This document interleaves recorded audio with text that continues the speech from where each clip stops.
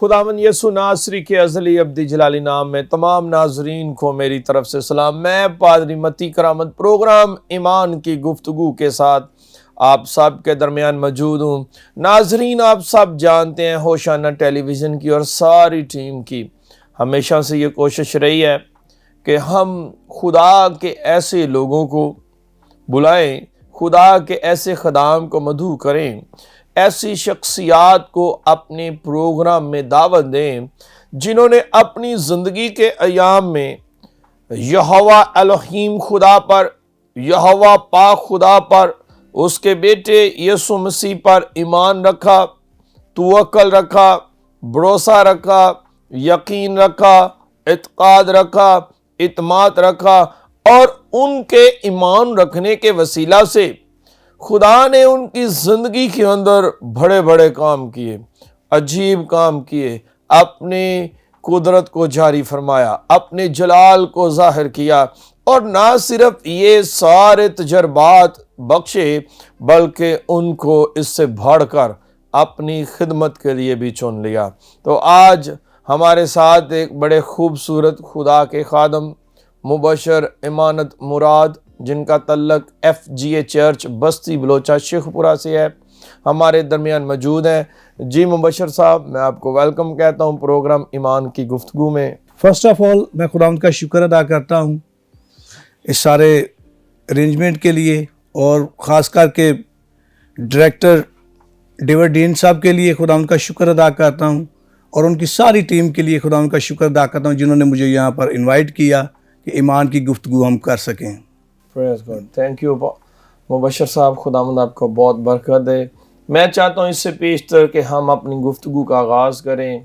आप दुआ करें डायरेक्टर डेविड डीन के लिए, होशाना टेलीविज़न की सारी मीडिया टीम के लिए और जितने आज भाई बहन हमें देख रहे हैं सब के लिए खुदावंद के हुजूर बरकत की दुआ करें। यहोवा पाक खुदा तेरा शुक्र अदा करते हैं तेरे बड़े फजल के लिए, रहम के लिए और इस मोहब्बत के लिए खुदा हम तेरा शुक्र अदा करते हैं कि तूने जिंदों की ज़मीन पर रखा और आज की सुहानी सुबह के लिए खुदा हम तेरा शुक्र अदा करते हैं कि हम तेरे आगे झुके तुझे सजदा करें, क्योंकि आसमान के नीचे और ज़मीन के ऊपर आदमियों में कोई दूसरा नाम नहीं है जिसके आगे हम झुक सके, जिसे सजदा कर सके। खुदा हम तेरा शुक्र अदा करते हैं और खुदा मैं तेरा शुक्र अदा करता हूँ इस सारी टीम के लिए, स्टूडियो के सारे एक एक फ़र्द के लिए, कैमरामैन के लिए और ख़ास कर डायरेक्टर डेविड डीन साहब के लिए खुदाम तेरा शुक्र अदा करते हैं कि तूने ये बोझ दिया खुदाम जलाल के बादशाह के तेरे कलाम की, ईमान की बातों को खुदाम जलाल के बादशाह लोगों तक पहुंचा सके।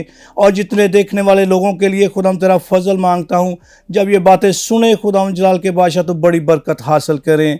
हम सब के साथ होना, बड़ी बरकत देना, हम मसीह यीशु के कादर जलाली बबरकत नाम से मांगते हैं, आमीन। थैंक यू मुबशर साहब, खुदावंद आपको बहुत बरकत दे। मैं चाहता हूँ बताएं कि जब आप छोटे थे, बचपन के अयाम के अंदर ईमान की तक़वियत कहाँ से और कैसे हासिल की? Thank you sir. सब जब मैं छोटा सा था तो मैंने अपने घर में देखा मेरे वालिदैन अनपढ़ थे, मगर अनपढ़ होने के बावजूद वो मसीह के साथ जुड़े हुए थे। Praise God. और उन्हीं की वजह से मेरे अंदर भी वो ईमान जो है वो ट्रांसफ़र होता रहा और बचपन ही से मेरा ताल्लुक गांव से है, गांव किले से, और वहाँ पे साल्वेशन आर्मी जो है वो मिशन थी उस वक़्त। तो संडे स्कूल जाते थे और फिर ईमान आस्ते आस्ते बढ़ता गया और जब हम भी साथ साथ बढ़ते गए तो इसी तरह मेरे अंदर वो ईमान जो है वो ट्रांसफ़र हुआ मेरे वालिदैन से। और पहली दरसगाह भी जो है वो माँ की गोद ही होती है और मेरी माँ ने बड़े अच्छे तरीके से मुझे रहना सिखाया, चलना सिखाया और ईमान में बढ़ना सिखाया। Praise God. तो मुबशर साहब बताएं, आपके घर के अंदर ज़्यादा दुआ कौन करता था?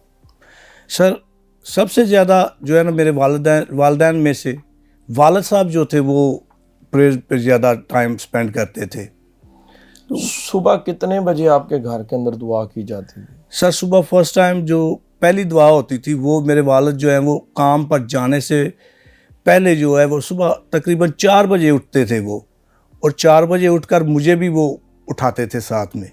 Praise God. तो आज آپ کو کیا محسوس ہوتا ہے کہ جو آپ کے والدین کی دعائیں تھیں، جو ان کی کمٹمنٹ تھی خداوند یسوع مسیح میں خدا باپ کے ساتھ، اور وفاداری سے انہوں نے نبھائی، تابعداری سے نبھائی، اور خدا کے حضور وہ دعائیں کرتے رہے، تو آج آپ کی زندگی میں ان دعاؤں کے وسیلہ سے کیا برکات ہے؟ سر میں بہت بھاگا خدمت سے، اور میرے والد کا خواب تھا کہ میرا بیٹا کہیں نہ کہیں خدمت میں ہو، ضروری نہیں کہ پاسٹر بنے یا کوئی اور یعنی کہ عہدہ لے، مگر ان کا خواب تھا کہ وہ میرا بیٹا جو ہے نا وہ خدمت میں ہو۔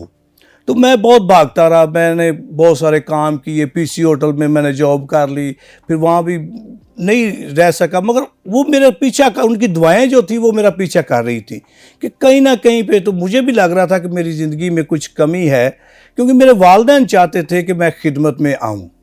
تو ان کی دعاؤں کی وجہ سے آج میرے والد جو تھے وہ چاہتے تھے کہ میرا بیٹا خدمت میں آئے، تو ان کی دعاؤں کی وجہ سے آج میں یہاں پر بیٹھا ہوا ہوں۔ پریز گاڈ۔ تو بتائیں، جب آپ جوان تھے، جوانی کے ایام کے اندر آپ کی کیا خواہشات تھی، کیا بننا چاہتے تھے آپ؟ در حقیقت سر میں نے آپ کو بتایا کہ میرا تو رجحان ہے ہی نہیں تھا خدمت میں، تو میں چاہتا تھا کہ میں ایک اچھا شیف بنوں۔ پی سی ہوٹل میں میں چلا گیا، پی سی ہوٹل میں میں نے کافی سال ٹائم سپینڈ کیا، میں نے مختلف اکاؤنٹس میں نے جاب کی، اور اکاؤنٹس کے بعد پھر میں شیف میں بھی آ گیا۔ 1 ایئر کا کلنری آرٹ کورس کیا میں نے، کورس کے بعد پھر میں نے جاب کی، جاب کے بعد پھر میں نے مختلف ریسٹورنٹ پہ کام کیا، مگر وہ چیز جو میرے والدین کی خواہش تھی نا اس نے میرا پیچھا نہیں چھوڑا، وہ میرے ساتھ ساتھ رہی ہے، اور اینڈ پہ آ کے وہ جاب بھی میں نے چھوڑ دی۔ پھر مجھے کہیں پہ نہ کچھ سکون نہیں مل رہا تھا، کیونکہ میرے والدین کی خواہش تھی، میرے والد کی خاص کر کے خواہش تھی کہ میرا بیٹا جو ہے وہ خدمت میں آئے۔ تو اتنی بڑی اپرچونٹی ملی، پھر مجھے انڈیا میں ایک ہوتا ہے وہ ماسٹر شیف میں بھی مجھے موقع ملا، مگر میں وہاں پہ جا نہیں سکا۔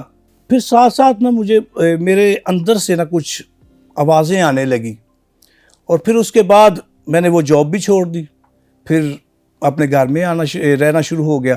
اور جب گھر میں رہا تو پھر بھی میرے ساتھ میرا رجحان اس طرف نہیں تھا، میں بھاگ رہا تھا، بھاگتا ہی جا رہا تھا، میں اور کاموں میں بزنس میں چلا گیا، میں نے سلون بنایا، اور پھر اس کے بعد میں نے باربیکیو کا ایک سیٹ اپ بھی لگایا، مگر اندر سے نا سکون نہیں تھا، مجھے میرے اندر کچھ چل رہا تھا۔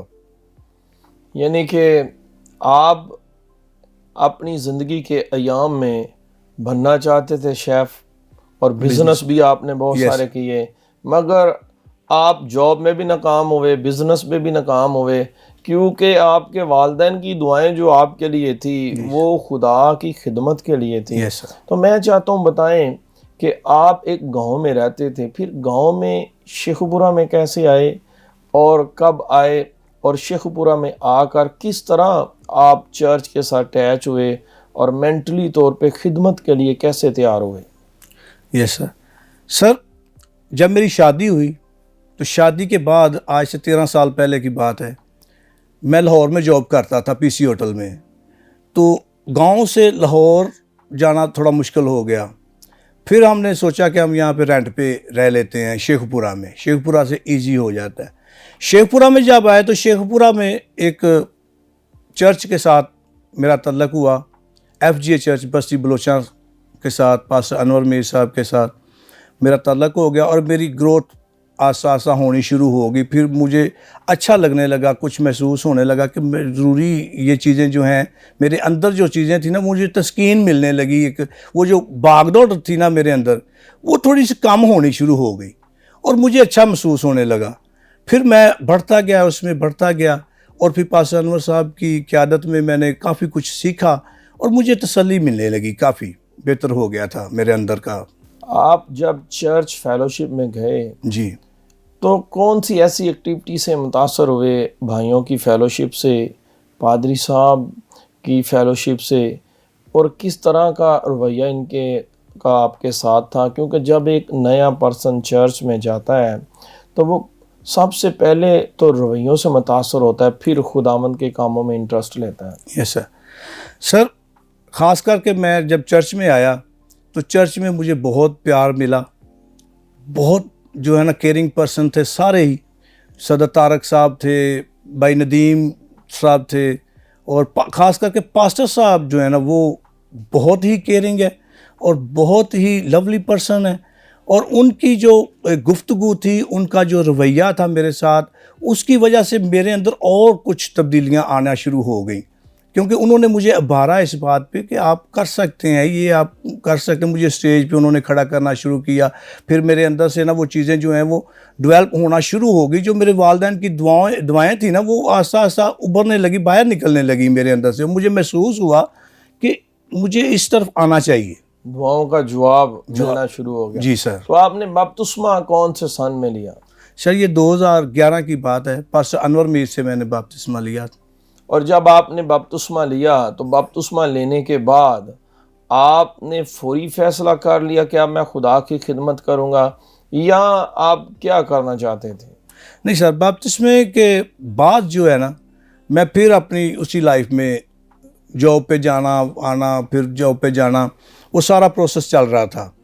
اس کے بعد میری زندگی میں پھر ایک اور ٹرن ہوا کہ میں ڈرگز میں چلا گیا. مجھے یہ بتائیں, بپتسمہ لینے کے بعد یعنی کہ توبہ پہلے آپ نے کی, خداوند یسوع مسیح کو شخصی نجات دہندہ قبول کیا, پھر بپتسمہ لیا. بپتسمہ لینے کے بعد پھر آپ منشیات کے عادی ہو گئے؟ یس سر. تو دن میں کتنی بار لیتے تھے؟ سر سٹارٹ تو ہوا تھا ہمارا پرسیکیوشن سے کام شروع ہوا تھا, بس اسی وقت ہم یوز کرتے تھے چیز کو, مگر اس کے بعد روٹین بن گئی ہماری, وہ اس کے بغیر ہم رہتے نہیں تھے. پھر دن میں ہم تقریباً اس وقت میرے پاس اکاؤنٹ بھی تھا, سب کچھ تھا, ہر چیز تھی, تو مجھے وہ ضرورت نہیں پڑتی تھی کہ وہ ٹوکن وغیرہ لینے کی یا چھوٹی چھوٹی چیزیں. میں اکٹھی ایک دفعہ منگا لیتا تھا اپنے گھر میں, اور پھر مجھے پتہ نہیں ہے تقریباً 1.5-2 گرام ڈیلی کا جو ہے نا وہ لے لیتے تھے. جی مبشر صاحب, جب خدا سے انسان دور جاتا ہے تو وہ بری صحبت میں چلے جاتا ہے, بری عادات میں چلے جاتا ہے, بری حرکات میں چلے جاتا ہے. اور جب خدا کے ہاتھ کو چھڑا کر ہم کسی دوسرے راستے پہ جاتے ہیں تو یقیناً ابلیس ہمیں گھیر لیتا ہے, ابلیس کے پھندے ہمیں گھیر لیتے ہیں. پھر ہم خدا کی پاکیزگی سے نکل کر گندگی میں چلے جاتے ہیں. ناظرین, بڑے خوبصورت خدا کے خادم مبشر امانت مراد آج ہمارے درمیان موجود ہیں. ان کی زندگی کے تجربات, زندگی کے واقعات اور خدا کی قربت کی بابت بہت خوبصورت گفتگو ہو رہی ہے. یہ گفتگو جاری رہے گی. یہاں پر وقت ہے ایک بریک کا, بریک کے بعد پھر حاضر ہوں گے. دیکھتے رہیے ہوشانہ television. God bless you all.